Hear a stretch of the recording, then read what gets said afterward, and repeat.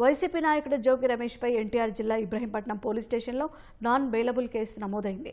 జగన్ పరామర్శ యాత్రలో భాగంగా బైక్ ర్యాలీ, జన సమీకరణ, ప్రజలకు ఇబ్బందులు కలిగించారన్న ఎస్ఐ రవివర్మ ఫిర్యాదుతో కేసులు నమోదు చేశారు. పోలీసు విధులకు ఆటంకం కలిగించారని, రోడ్లను బ్లాక్ చేశారని, సామాన్య ప్రజలకు ఇబ్బందులు సృష్టించారని ఫిర్యాదులో పేర్కొన్నారు. సున్నిత ప్రాంతాల్లో రెచ్చగొట్టేలా వ్యవహరించారని వివరించారు. పబ్లిక్ న్యూసెన్స్ క్రియేట్ చేసినందుకు జోగి రమేష్పై కేసు పెట్టారు. జగన్ యాత్రలో వైసీపీ కార్యకర్తలు బరితెగించి ప్రవర్తించారు.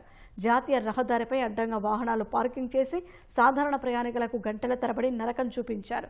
ప్రజల ఇబ్బందులు, వాహనాల రద్దీ దృష్ట్యా యాత్ర దారి మార్చిన వైసీపీ తీరు మాత్రం మారలేదు.